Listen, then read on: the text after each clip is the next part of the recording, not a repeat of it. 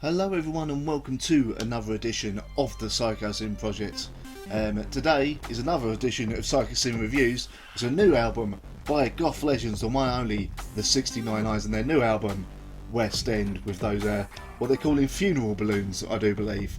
So, does this live up to their legacy, as this is celebrating their 30th anniversary as a band? Is it as good as their last album, Universal Monsters, which was an album I believed I reviewed on here and actually really thoroughly enjoyed? Well, let's give it a listen, shall we? West End is the brand new album from gothic rock and rollers, the one and only the 69 Eyes, and is a follow-up to their 2016, I want to say, album Famous Monsters, which was an album I reviewed for this channel and indeed enjoyed a fairly huge amount. And that was my first album by the band I'd ever heard. This is the second one, and is also not only just released in time for Halloween, but also released to coincide with the 30th year anniversary of the band.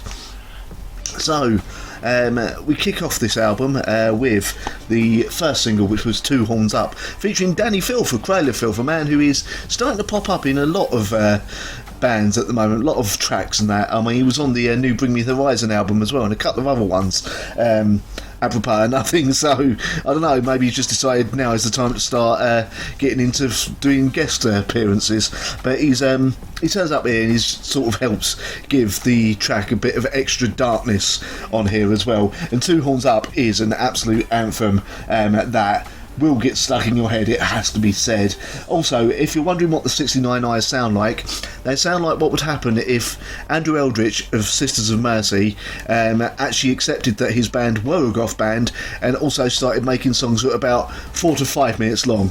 So, and also with a big sort of, think of also, if that doesn't do it for you, him, but more goth, and obviously the 69 Eyes were doing it first, because you can tell through a few songs in here, and indeed the previous albums, that the 69 Eyes, they must have been a huge influence on Ville Vallo and the rest of the band when it comes to him. Anyway, back to the album. Two Horns Up, absolutely awesome single. I can see why they released it as a single.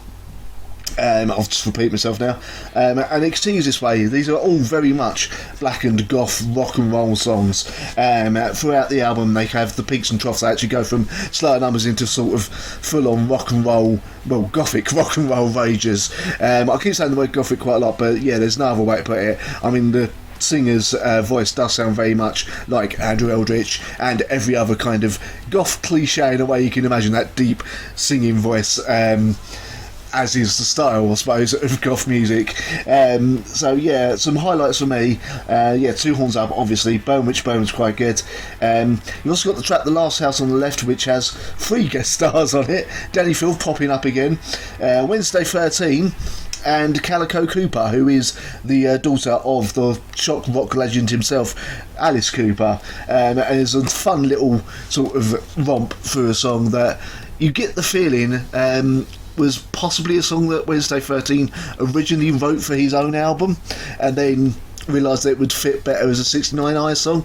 I don't know, maybe that's just me, but it fits in with the rest of the album, but it also just has a slight Wednesday 13 feeling to it, not just because of his guest vocals on here. You get Outsiders Be Here Now as well, awesome songs. In fact, it's not a bad song on here.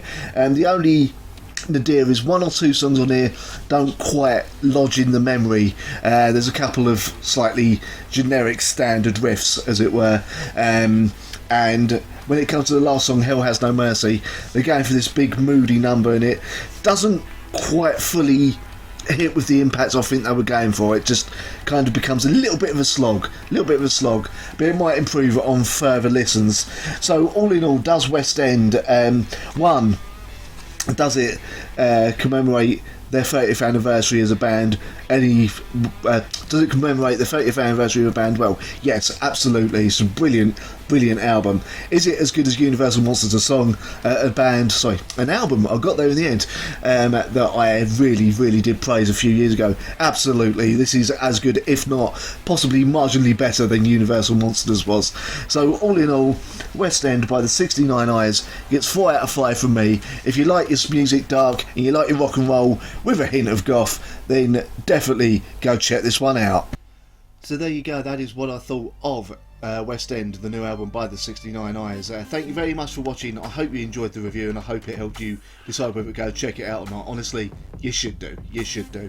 If you like everything dark and spoopy and gothic, as it were. Or you just like the gothic tinged rock and roll, that also works.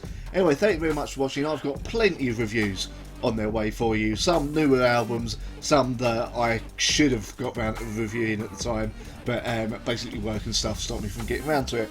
Anyway, as always, if you want to contribute to the Patreon, feel free to check out the Patreon, the link is there. Go check it out and let me know if there's anything or any changes you want me to make to the Patreon itself, like the rewards or whatever they're called. Also, feel free to like, share and subscribe, you know, the usual stuff as YouTube like. And if you are, remember, if you do subscribe, to click that little bell as well, because YouTube loves making you jump through hoops just to let you know when the people you like watching has got a new video up. Anyway, with that being said, I'll see you next time.